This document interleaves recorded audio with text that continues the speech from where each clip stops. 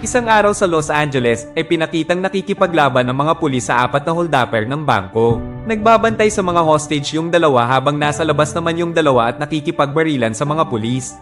Mas malalakas ang armas ng mga holdupper kaya natatalo nila yung mga pulis. Pero buti na lang ay dumating ang mga SWAT. Bumaba sina Jim at Brian mula sa helicopter at dumaan sila sa rooftop upang makapasok sa loob kaya di alam nung mga holdupper na nandun na sila at gamit ang spy camera ay maingat nilang minatyagan ang mga holdupper. Nakaabang na rin sa labas yung mga sniper at iba pang grupo ng SWAT kaya nang magtangkang tumakas yung isang holdupper ay napatay nila to. At yung isa pang holdupper na nasa labas ay napatay naman ng SWAT ground unit kaya nagpanik yung dalawang holdupper sa loob. Nagbigay ng phone yung mga SWAT para makipag-negotiate at sinabihan ni Lieutenant Velasquez sina Brian na maghintay pero di siya pinansin ni Brian at maingat tong pumasok sa loob. Wala namang nagawa si Jim kung di sumunod. Kumuha ng magandang pwesto si Brian at nang umakma yung holdupper na papatayin yung hostage ay binaril to ni Brian. Kaya napilitan si Jim na barilin din yung isa pa. Napatay nila yung mga holdupper pero tinamaan ni Brian yung hostage sa balikat kaya agad silang tumawag ng medic. At dahil sa nangyari ay tila nagalit si Jim kay Brian. Pagdating nila sa opisina ay galit na galit sa kanila si Captain Fuller dahil nagreklamo yung hostage at magdedemanda. Gusto silang paalisin ni Fuller sa SWAT pero tumutol si Velasquez at minungkahin niyang bigyan sila ng pangalawang pagkakataon. Kaya binaba na lang ni Fuller ang ranggo nila. Ilalagay sila sa cage kung saan sila magtatabi at mag-aayos ng mga armas. At dahil sobrang baba ng posisyon na to ay nagalit si Brian kung saan montik niya nang sapakin si Fuller. Naramdaman ni Fuller na tutol din si Jim sa ginawa ni Brian kaya inalok niya tong ilaglag si Brian kapalit ang pagbabalik sa kanya sa serbisyo. Kaya nang nag-iimpake na si Brian para umalis ay sinabi ni Jim na mali talaga ang ginawa ni Brian at ani Jim ay di siya sasama kay Brian na umalis. Nagalit si Brian dahil pinagpalit ni Jim ang pagkakaibigan nila kaya tinulak niya si Jim bago siya umalis. Makalipas ang 6 na buwan, patuloy pa rin nagtrabaho sa SWAT si Jim pero sa gun cage duty na siya nakatoka.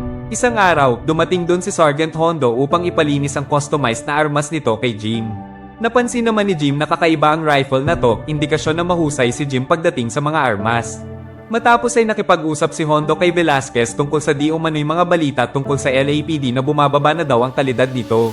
Kaya nagutos ang chief nila na baguhin ang sistema. Inatasan ni Velasquez si Hondo na gumawa ng sarili niyang grupo at ibibigay daw ni Velasquez ang dalawa niyang tao na si Michael at TJ. Pumayag naman si Hondo pero siya na daw ang baalang pumili sa 3 pang miyembro ng grupo niya. Si Jim naman ay nakaimbento ng isang equipment na maaari nilang magamit sa mga raid at hostage situation kung saan kaya nitong wasakin ang anumang pinto upang makapasok. Narinig naman ni Hondo ang pag-uusap nila at na-impress siya kay Jim. Napansin niya rin ang pulidong paglinis at pag-assemble ni Jim sa armas niya. Kinabukasan, nang nasa practice range sina Hondo at ang iba pang officer ay nagawa siyang talunin ni TJ. Pero hinamon sila ng pustahan ni Hondo na hindi daw mananalo si TJ kay Jim. Pumayag naman sina TJ at Jim kaya sinimulan na nila. At sa huli ay di makapaniwala ang lahat dahil nagawa ngang talunin ni Jim si TJ. Samantala, dumating naman sa Los Angeles ang isang big time na French boss na si Alex. Nahulihan to ng kutsilyo sa airport pero agad din tong nakagawa ng paraan. At matapos siyang bigyan ng peking passport ng tao niya, ay agad siyang dumiretso sa tito niyang Big Boss din upang surpresahin to sa araw ng kaarawan nito. Pero ang totoo talaga, ay alam ni Alex na nagnanakaw to ng pera sa tatay niya kaya matapos nilang mag-usap at kumain ay walang alinlangan niya tong tinapos. Kasunod ay umalis siya gamit ang kotse ng tito niya pero di inaasahang nasita siya ng highway patrol dahil sira pala ang tail light ng kotse niya. At dahil may warrant pala ang tito niya na nagmamay-ari ng kotse ay inaresto siya para sa verification at ilang katanungan. Kaya natawa na lang siya dahil ang pinaka-wanted na kriminal ay nahuli lang dahil sa sirang taillight. Kinabukasan, nagpasama si Hondo kay Jim upang ipagmaneho siya. Pupuntahan nila yung iba pang ire-recruit ni Hondo sa grupo niya sa SWAT. Una nilang pinuntahan si Dick na noon ay nakikipaghabulan sa isang kriminal. Tumulong si Jim kay Dick na humabol pero nahirapan sila dahil mabilis tumakbo yung suspect. Buti tumulong na rin si Hondo kaya nahuli nila to. Nang mahuli na yung suspect ay inimbitahan na ni Hondo si Dick at pumayag naman to. Sumunod ay pinuntahan naman nila yung isa pang candidate pero dito pumasa kay Hondo dahil masyado tong mabait at malumanay sa mga kriminal. Tapos ay pinuntahan na nila ang isa pang candidate na si Chris na ilang beses nang nag-apply sa SWAT pero di tinatanggap dahil sa record nitong nanggugulpi ng mga suspect at kriminal. Natagpuan nila to sa ospital kasama yung suspect na ginulpi nito at laking gulat nila nang malaman na babae pala yung Chris na hinahanap nila. Natuwa si Hondo dahil ganitong klaseng pulis ang gusto niya sa grupo kaya agad niya tong inanyayahan at agad din naman tong pumayag. Ngayon, isa na lang ang kulang sa grupo ni Hondo kaya si Jim naman ang inanyayahan niyang sumali sa kanila. Ani Jim ay siguradong di papayag si Fuller dahil galit to sa kanila ni Brian pero ani Hondo ay siya na daw ang baalang kumausap kay Fuller. Kaya kinausap niya nga si Fuller pero ayaw nga nitong pumayag dahil parehong may bad record sina Jim at Chris. Pero pinagpipilitan talaga ni Hondo kaya nagbigay na lang ng kasunduan si Fuller. Kapag daw bumagsak sila sa unang trial ay aalisin na Hondo at TJ sa SWAT. Pumayag naman si Hondo sa kasunduang ito dahil malaki ang tiwala niya sa grupo niya. Di nagtagal ay sinimulan na nila ang training. Pero isa pala si Michael sa makakasama ni Jim sa grupo na kapatid ng ex niya kaya montik na silang magsuntukan, buti na lang ay inawat sila ng iba pa nilang kasama. Sinalang ni Hondo ang grupo nila sa iba't ibang klase ng pagsubok tulad ng mga raid at hostage situation na ilan lang sa mga expertise na inaasahan sa mga SWAT. Kasama rin ang physical na pagpapalakas at syempre, ang lalong pagpapahusay sa sniper. Tila nahirapan sila sa bawat pagsubok at exercise pero ganun pa man ay napagtagumpayan pa rin nila ang mga ito. Hanggang sa dumating na ang araw ng huling pagsubok, kailangan nilang masagip ang mga hostage sa isang eroplano kung saan mga SWAT din ang gaganap na hostage taker. Kailangan nila tong matapos bago mag 8 minutes na dapat ay walang mamamatay na hostage. Panunuorin ni na Fuller ang lahat ng eksena kaya kailangan nilang magtagumpay dito. Pero lahat ng papasukan nila ay bantay sarado. Buti na lang may alam si Jim na isang maliit na daanan na walang ibang nakakaalam. Kaso nga lang, si Chris lang ang magkakasya dito. Nagsimula na silang lumapit sa eroplano matapos ay nagbutas na sila doon sa dadaanan habang yung isa naman ay umakyat sa itaas upang maghanda sa oras ng pag-atake nila. Pumasok na si Chris doon sa maliit na daan at yung iba naman ay pumasok sa iba pang daanan.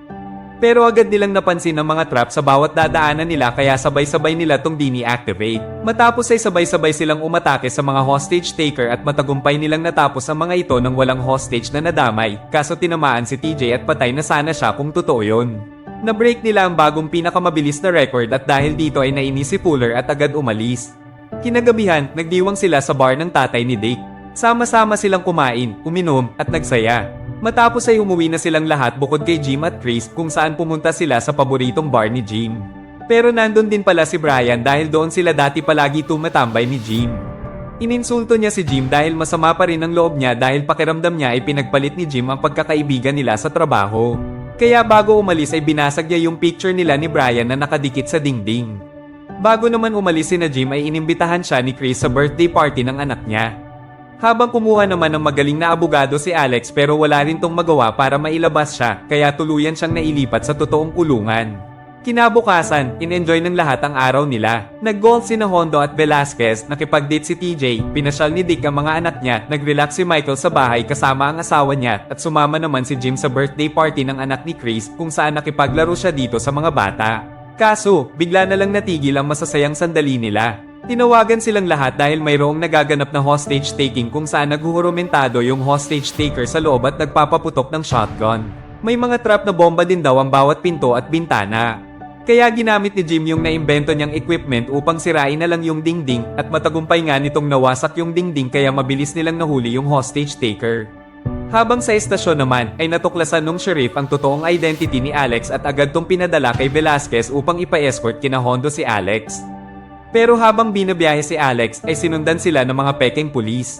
Pinahinto ng mga ito yung bus na sinasakyan ni Alex matapos ay pinatay nito yung mga police escort nila bago palabasin si Alex upang makatakas. Noon din ay dumating ang grupo ni na Hondo at huminto sila upang alamin ang sitwasyon pero agad silang pinaputokan ng mga tao ni Alex. Nagkaroon ng palitan ng putok sa pagitan nila pero sa huli ay naubos rin ni na Hondo ang mga ito. Nagtangkang tumakas si Alex gamit ang kotse ng pulis pero binaril siya hanggang sa mabangga at tuluyan siyang nasakote ni na Jim. Lumalabas na isa pala siyang international criminal na wanted sa mahigit dosenang bansa sa kasong arms dealing, murder at trafficking. Kaya naging mainit sa mga reporter si Alex. Pero nang dinala na siya sa kulungan ay nagulat ang lahat. Dahil nang magkaroon ng pagkakataon si Alex ay nag-alok siya sa harap ng mga TV reporter na kung sino man ang makakapagtakas sa kanya sa kulungan ay bibigyan niya ng $100 million. Kumalat sa lahat ng channel ang balitang ito at kinumpirma nila na may kakayahan ngang magbayad si Alex dahil napakayaman niya pala talaga. Kaya naakit ang ilang mga grupo at masasamang kriminal na patakasin si Alex. Dahil dito ay nangangamba ang grupo ni na Hondo dahil siguradong mahihirapan silang ilipat si Alex sa kustodya ng malaking kulungan. At di nga sila nagkamali sa iniisip nila dahil nang isasakay na nila sa helicopter si Alex ay bigla na lang may sniper na bumaril mula sa malayo. Tinarget nito yung makina ng helicopter kaya bumagsak to. Pero kailangan nilang mailipat si Alex sa lalong madaling panahon kaya nag-van convoy na lang sila. Talagang sumikat si Alex at marami ang humahanga sa kanya. Sa una ay maayos ang transportation nila kay Alex pero bigla ay may pulubing tumawid na isa palang kalaban. Kasabay nito ay iba't ibang grupo pa ang umatake sa kanila upang dukutin at etakas si Alex. Pero nang nananaig na ang mga kalaban na grupo at lumapit sila sa van na kinalalagyan ni Alex ay manikin lang pala ang laman nito. Nasa tunnel pala sina Alex upang dalhin sa isang sikretong lugar kung saan sila sasakay sa van. Bumiyahe na sila nang di nahahalata kaya walang ibang nakakaalam na nandun sila. Si Velasquez naman ay nasa helicopter upang ipaalam sa kanila ang lagay ng dadaanan nilang traffic. Pero iniinsulto sila ni Alex habang nasa sasakyan at inaalok sila nito ng malaking pera upang pakawalan siya. At bigla na lang, habang nauuna na at malayo ang van ni na Hondo, ay hininto ni TJ yung van at tinutukan niya sila. Dumating din si Brian at binaril niya si Michael. Si Brian pala ang mastermind at yung sniper na bumaril sa helicopter kanina. Pinusas niya si Brian sa manubela tapos ay tumakas sila ni na TJ kasama si Alex. Dumaan sila sa subway station at sumakay sila sa train. Dumating na rin si Dick at pinawalan nila si Jim tapos ay hinabol nila si na Brian pero hindi na nila to inabutan. Sina Chris naman ay pumunta sa susunod na station para abangan doon yung train ni na Brian pero hindi dumating yung train doon sa station. Kaya binaybay na lang ni na Jim at Hondo yung riles at natagpuan nila yung train na nakahinto sa gitna ng tunnel. Ang nando na lang ay yung mga pasahero at tinuro nilang pumasok daw sa drainage sina Brian. Sumunod ang buong grupo nila sa drainage pero di inaasahang wala palang signal sa loob nito. Kaya nang tumawag sina Fuller sa kanila ay hindi nila ito ma-receive. Dahil dito ay inisip ni Captain Fuller na kasabuat ni na Jim sina Brian dahil dati rin naman silang mag-partner. Natuklasan nilang nagbukas ang isang unauthorized na airport kaya inisip nilang doon pupunta sina Brian kaya pinadala nila doon ang lahat ng tao nila. Nag-set up naman ng bomb trap si Brian sa tunnel at naglagay siya ng smoke grenade dito. Buti na lang ay napansin to ni Jim. Pero habang dinidefuse ni Jim yung bomba ay nakalabas na sina Brian sa dulo ng tunnel tapos ay nilock nila to gamit ang malaking padlock. Huli na nang makarating sina Jim sa nakakandadong pinto at talagang napakatibay ng padlock nito. Pero nabuksan din nila to nang pinasabog to ni Jim gamit yung na-defuse niyang bomba. Muli na silang nagkaroon ng komunikasyon kina Fuller pero wala nang tiwala si Fuller sa kanila. Pero tinuloy pa rin nila ang misyon nila at nangharang sila ng limousine upang gamitin. At habang nasa sasakyan sila ay napansin ni Chris ang isang eroplanong mababa ang lipad kahit wala namang malapit na airport sa lugar na yun. Kaya naisip nilang ito yung gagamitin ni Brian para makatakas at yung nasa airport ay isang distraction lamang. Sinundan nila yung mababang eroplano na naglanding sa isang mahabang tulay. Nang makalanding na yung eroplano ay agad sumakay sina Brian at ginawa nilang hostage yung may-ari nito. Buong tapang na pumasok sina Hondo sa tulay kahit na hinarang pa sila ng mga tao ni Brian at pinasabugan pa sila ng mga ito. Sinubukan nilang paputukan yung eroplano pero nang di umubra ay binangga ni Hondo ang gulong nito kaya tuluyan na tong bumagsak. Nagkaroon ng palitan ng putok sa pagitan ng dalawang grupo kung saan tinamaan ng bala sa balikat si Chris. Sinubukan namang tumakas ni Alex pero hinabol siya at naabutan ni Dick. Ginamit naman ni Brian yung babae bilang hostage upang makababa sa tulay at makatakas. Sumunod rin si Jim upang habulin si Brian habang natagpuan naman ni Hondo si TJ na sugatan. Nakonsensya si TJ at nagsisi sa nagawa bago pa niya tapusin ang sarili niyang buhay. Napunta sina Jim sa terminal ng train kung saan sinaksak ni Brian yung kamay niya matapos ay mabilis tong umalis para tumakas. Pero hinabol pa rin to ni Jim hanggang sa nagabot sila at naglaban ng mano-mano. At nang mayroong parating na train, ay sinipa ni Jim si Brian kaya nasagasaan to at ora mismong binawian ng buhay. Nakabalik na si Jim kina Hondo. Ligtas na rin ang kalagayan ni Chris. Pero di pa tapos ang misyon nila dahil kailangan pa nilang mahatid sa main jail si Alex. Kinaumagahan, nang may hatid na nila si Alex sa main jail ay handa na sana silang magpahinga pero nakatanggap sila ng panibagong tawag para sa panibagong misyon. Kung nagustuhan mo ang recap na ito ay huwag mo kalimutan mag-like at subscribe para updated ka sa iba pang movie recap. Maraming salamat po sa panonood.